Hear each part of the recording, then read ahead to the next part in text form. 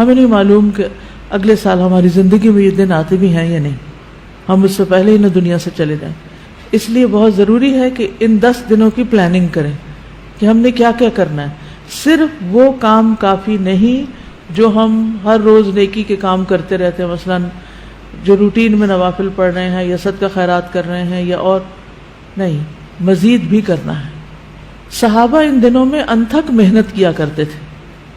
سعید بن جبیر ذی الحجہ کے 10 دن داخل ہونے کے بعد عبادت میں بہت زیادہ کوشش کرتے تھے، حتیٰ کہ وہ اتنی محنت کرتے کہ لگتا کہ وہ اس کی قدرت نہیں رکھتے، یعنی اپنے آپ کو اتنا تھکا دیتے کہ لگتا کہ بس اب اس سے زیادہ کچھ کر نہیں سکتے، آخری درجے تک. اب نیک اعمال میں سے افضل عمل جو ان دنوں کے لیے پسندیدہ ہے وہ اللہ کا ذکر ہے. نبی صلی اللہ علیہ وسلم نے فرمایا کوئی دن اللہ کے ہاں ان 10 دنوں سے زیادہ عظمت والا نہیں ہے، اور نہ ہی کسی دن کا عمل اللہ تعالیٰ کو ان 10 دنوں کے عمل سے محبوب ہے. یعنی نہ دن ان دنوں سے افضل ہے اور کوئی اور عمل اس سے افضل نہیں. بس تم ان 10 دنوں میں کثرت سے لا الہ الا اللہ، اللہ اکبر اور الحمدللہ پڑھو، یعنی تہلیل، تکبیر اور تحمید. اب اس کے لیے یہ جو کلمہ نا سبحان اللہ والحمدللہ ولا الہ الا اللہ واللہ اکبر، یہ ان تینوں کلمات کا مجموعہ ہے، اور اس میں سبحان اللہ کا اضافہ بھی ہے. اسی طرح اللہ اکبر لا الہ الا اللہ واللہ اکبر وللہ الحمد. ٹھیک ہے، اس میں بھی تینوں چیزیں آ جاتی، الحمد بھی آ جاتی ہے، اللہ کی حمد بھی آ جاتی ہے، اور لا الہ الا اللہ اور اللہ اکبر بھی آ جاتا ہے. صحابہ کرام جو تھے ان میں سے ابن عمر اور ابو ہریرہ رضی اللہ عنہما ان 10 دنوں میں بازار کی طرف نکل جاتے اور دونوں تکبیرات پڑھتے، یعنی مل کے بھی پڑھتے. لوگ ان کی تکبیر سن کر تکبیر کہتے، یعنی یہ پڑھتے تو جو سنتا تو وہ بھی کہنا شروع کر دیتا. تو لوگ ان کی تکبیر سنتے کا کیا مطلب ہے کہ یہ تکبیرات اونچی آواز سے پڑھ رہے ہوتے. آپ دیکھیں گھروں میں اکثر لوگ گنگناتے رہتے ہیں یا کچھ، تو گھروں میں بھی تکبیرات اونچی آواز سے پڑھیے، چلتے پھرتے اونچی آواز سے پڑھیے تاکہ دوسروں کو یاد آ جائے. اونچی آواز سے پڑھنے کا مقصد اصل میں کیا ہے؟ یاد دہانی، کہ دوسرے لوگ بھی پڑھنا شروع کر دیں. پھر اسی طرح محمد بن علی جو تھے، ان صحیح بخاری میں آتا ہے کہ وہ نفل نمازوں کے بعد بھی تکبیر کہتے تھے. یعنی نفل نماز پڑھ کے، جیسے تہجد کے پڑھے یا چاشت اشراق کے پڑھے یا پھر اس کے علاوہ، تو وہ نفل پڑھ کے بھی تکبیر پڑھتے تھے. اسی طرح عورتیں بھی تکبیرات پڑھتی تھی. ابن عمر منا کے ان دنوں میں نمازوں کے بعد بستر پر، راستے میں اور دن کے تمام ہی حصوں میں تکبیر کہتے، یعنی ہر موقع پہ کہتے. انہوں نے صرف نفل کے لیے خاص نہیں کیا تھا، یہ صرف بازار کے لیے ہی نہیں بلکہ بستر پہ بھی کہتے اور راستے میں بھی اور خیمے میں بھی اور ہر جگہ. اور ان میں سے کوئی بھی آپ الفاظ پڑھ سکتے ہیں، اللہ اکبر لا الہ الا اللہ واللہ اکبر وللہ الحمد، اور اللہ اکبر وللہ الحمد، اللہ اکبر. اسی طرح اللہ اکبر کبیرہ، اللہ اکبر و اجل، اللہ اکبر وللہ الحمد. پھر اللہ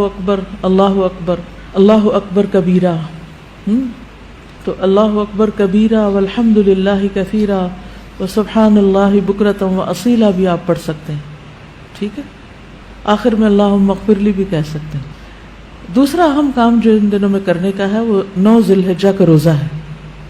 اس روزے کی خاص فضیلت ہے جس سے انسان کے گناہ معاف ہوتے ہیں، اور یہ دن 1 سال گزرے ہوئے اور 1 سال آنے والے گناہوں کا کفارہ بنتا ہے.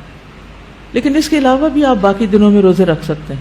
خاص طور پر جن کے رمضان کے روزے رہتے ہوں وہ ان دنوں میں قضا کر لیں.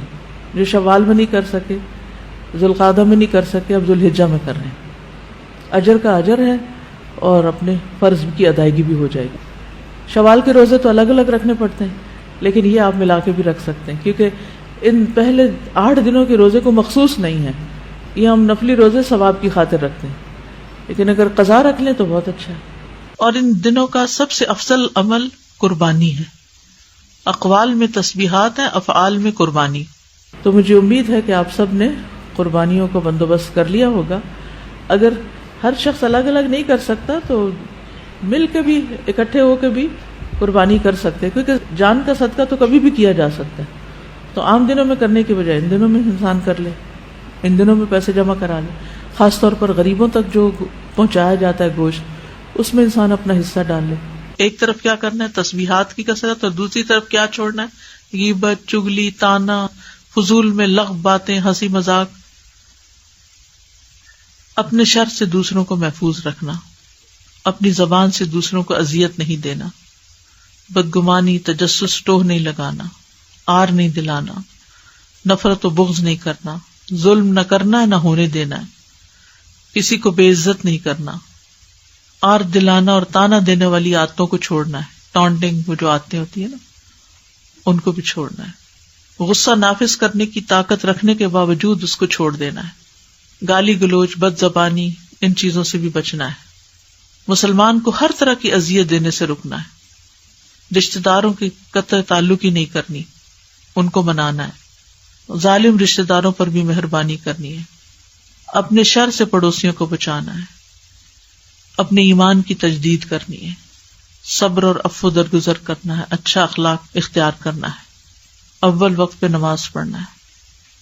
قیام لمبا کرنا ہے. ہو سکے تو تہجد پڑھنا ہے. روزہ رکھنا ہے. حج کے لیے تو چلے گئے ہیں لوگ، ہو سکے تو حج کرنا ہے. مالی صدقات میں اپنے اہل و عیال کی ضروریات پوری کرنا. ناراض رشتہ دار کو تحفہ دینا. اپنے بہن بھائیوں کی یا اپنے دوستوں کی ضروریات پوری کرنا. پانی پلانا. ایسا صدقہ جو خود کو محتاج نہ کرے کسی کا. ناراض لوگوں کو آپس میں صلح کرانا. کسی کو خوش کرنا، کسی کی پریشانی دور کرنا. پھر اپنے نفس اور خواہش سے جہاد کرنا. لوگوں کو اپنی برائی سے محفوظ رکھنا. اور صدقے خیرات میں کھانے پینے اور دیگر چیزوں کے علاوہ اچھی کتابیں، اچھے پیمفلیٹس اور خصوصاً اس ٹاپک کی اویئرنیس لوگوں میں کریٹ کرنا ہے. قرآن کی تلاوت میں عام روٹین سے زیادہ پڑھنا، اس کو انکریز کرنا ہے. اللہ سبحانہ وتعالی ہمیں عمل کی توفیق عطا فرمائے.